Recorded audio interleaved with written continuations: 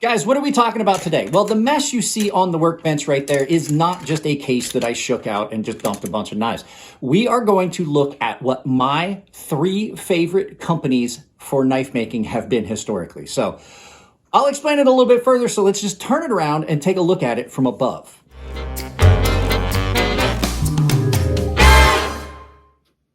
Guys, like I said in the intro, I've got a whole bunch of knives out here. I got some stuff by Benchmade. I got some stuff by Tucson. I got some stuff by Kaiser. I got some Cold Steel. I got some Farrum Forge. I got some Grimsmo Brothers. So what we're going to do is we're going to look at the companies that I think are my favorite companies based on the amount of times I've carried their knives, the amount of times I've purchased their knives, and the amount of time their knives have spent in pocket. So let's go ahead and start off with one that you're not going to suspect.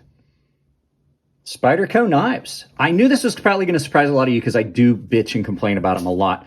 Spyderco knives have made some of the most comfortable knives I've ever owned, and they've all been Endura series style knives. I have had other Spydercos that I did like.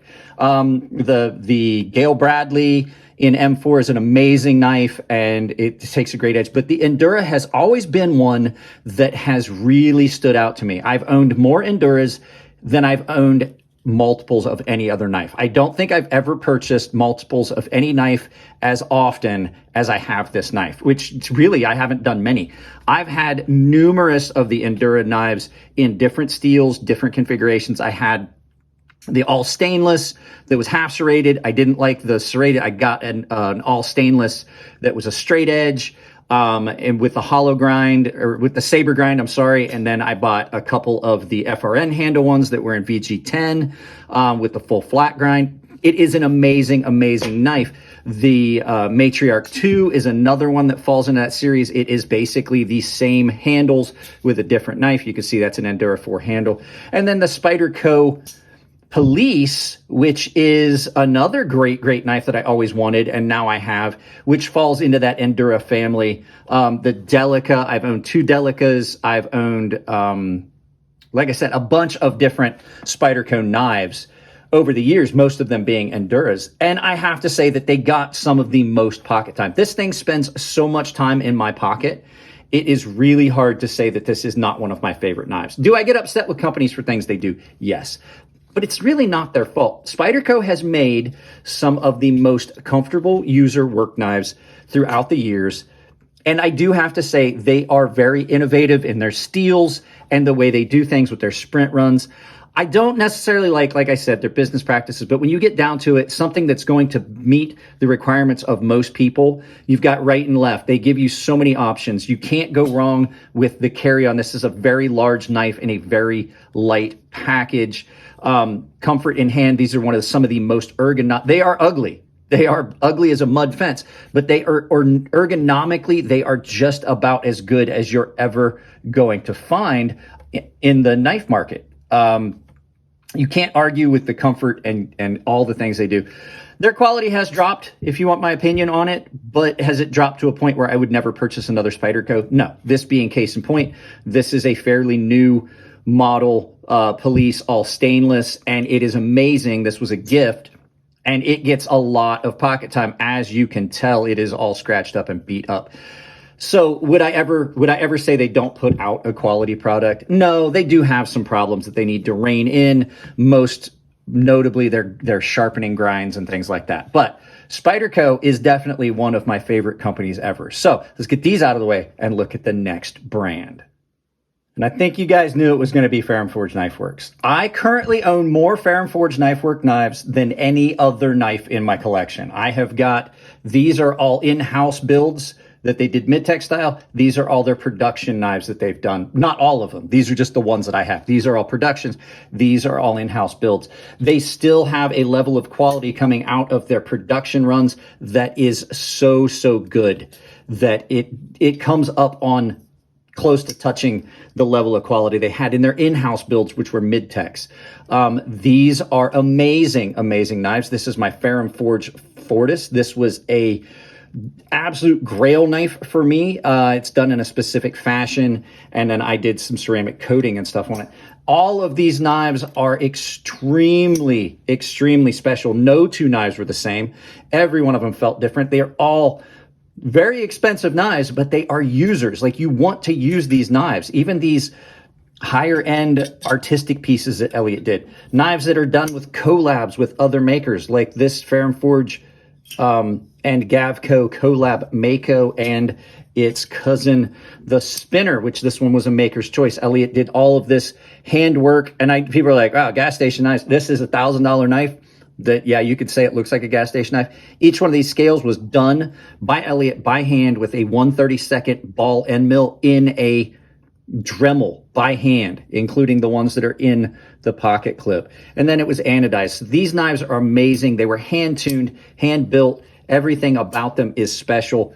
They have knives that just really never hit the market the way they should have, like the Mordax and the NTAC. Now, I do know the Mordax has made a return, but then when you look at their production stuff, still amazing, amazing designs, like this buck right here, the Buccaneer, the Stinger production run. Now, I did this. This one's been modified by me.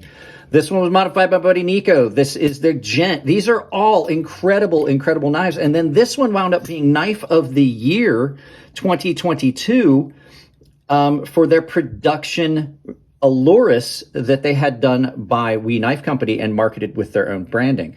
So great. Now, this thing is amazing. This thing is probably the best production knife I've handled in a long, long time. It is amazing.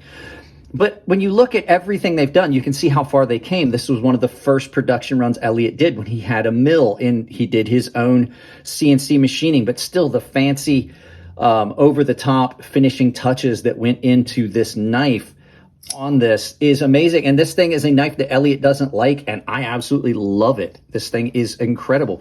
So Farrum Forge Knife Works, not just because they're my friends, but because they have put out some of the most amazing knives in the last decade, is definitely on this list. This Archbishop is amazing. I don't own one of the production Archbishops because I own this one. This thing is so, so incredibly good. And you can see my stuff gets carried and used. This is a $700 knife, and it has been used and abused. You can see the wear on it. The ceramic has held up really, really well. There's a lot of pocket wear, but you can see, like, it got carried enough. I wore the ceramic off where the pocket clip is. I scratched the ceramic on this, cleaning the terminals on a tractor at home in Ohio.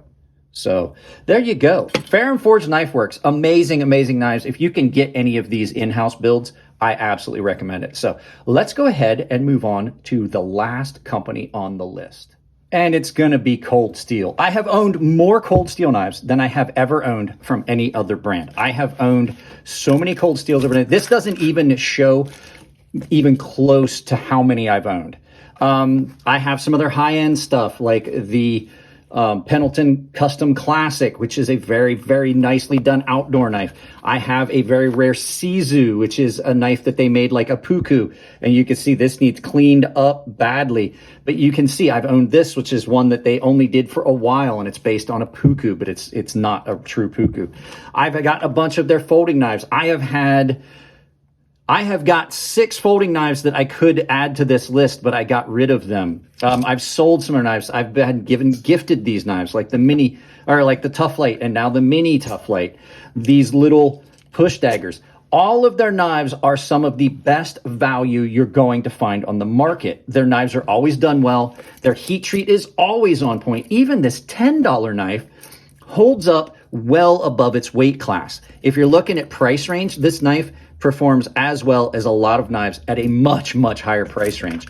Their action, their locking systems have always been insanely good. Even knives like this little liner lock that's on this tie light, this is probably the best liner lock for strength I've ever seen. It's got this folded over area. It's easy to access that liner. I've seen the videos they've done testing this liner, this liner lock, where it holds an insane amount of weight. Their knives have always been, like I said, best bang for your buck on the market to still get a very, very good quality product. Their fixed blades are amazing.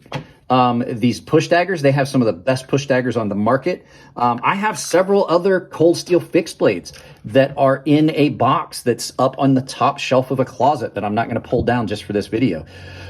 So you can see here, I own this still. Oh, hang on. There's an ambulance company. There's an ambulance spot just up the hill, and a fire company, so fire truck company. So yeah, like I said, just sheer volume of knives that I've owned. There are 4 more knives that you're not seeing here that are in the closet on a top shelf in a box, just because I don't ever carry them. I've had their axes, I've had their hatchets, I've had their tomahawks. Everything they've made has been a quality product. They have some problems. There's issues with their knives that I come across from time to time. But when you really look at the price you're paying for those items, you can't complain too much for what you're getting. And like I said, little bells and whistles, like these little push daggers, are done so well. And even the comfort you get from this is they haven't went outside of what they did on their larger versions of these knives. So Cold Steel, hands down, has got to be the company that, if you looked at it from how many knives I've owned and carried, probably has to be considered my favorite. As far as a favorite knife, hands down, across the broad spectrum, Spyderco takes it with that Endura. So guys, that's it. I hope you enjoyed this. I hope I didn't just spend like 10, 15 minutes of your time and you didn't get anything out of it. So let's turn this around, do some final thoughts, and send you out about your day. So yeah, guys, I bet Spyderco was a surprise for a lot of you, but the fact is I have owned more Enduras, Spyderco Enduras, than I've ever owned of any other knife, like purchasing multiple. I've had about 6 different ones, plus different variations, different steels, and I've gotten rid of them and got new ones. I absolutely love that knife. So if it does surprise you, it shouldn't. It's a great knife. I just might not necessarily agree with their business practices. So guys, I hope you like this video. It's a little bit different. I thought it would be fun. It was something I've been thinking about for a little bit. So if you do like it, give it a thumbs up. If you don't like it, give it a thumbs down, but try to tell me why. Constructive criticism is always a good thing. If you tell me what you don't like about videos, it allows me to, kind of tailor that to the audience. So if you want to support the channel, like, share, subscribe, drop a comment, hit the bell icon. Make sure you've got the bell icon set to all and notifications turned on your device. Likes are the biggest and most important thing you can do for any channel. Absolutely, hands down, likes help push us up the algorithm. If you do want to support the channel financially, I have a ton of affiliate links. A lot of them are Amazon links. If you're going to do some shopping on Amazon, you don't have to pick something that's in that realm. Just click on any of the Amazon affiliate links. It takes you directly to my affiliate store, and anything you purchase, I get credit for it. From tripods to toothpicks, it doesn't matter. Other ways you can do it, though, I have got a membership down below that is tier-based. Everyone has access to my Gilded server, which is just like Discord. Baseline and premium tier members are automatically entered in giveaways that I do on the Gilded server. And the premium tier guys have access to a sharpening tutorial series I've built for them here on YouTube that's behind a paywall. And the final way is I do have a merchandise store over on Ember Shirt Co, where you can pick up my merchandise or other creators' merchandise at 10% off if you use my coupon code CrazySharp. All one word, capital C, capital S, CrazySharp. That is the best way. Coffee Brand Coffee, if you don't want to have to click on the affiliate link, just go to Coffee Brand Coffee and use CrazySharp as well, all one word. As a coupon code, you'll save 5% off your coffee order there. So guys, that's it on this one. I hope you enjoyed it. I really did. I really have thought about this for a while, so hopefully you enjoyed it. If you did, I'm glad. Guys, that's it. If it's your birthday, happy birthday. I love you all, and I will see you in the next video.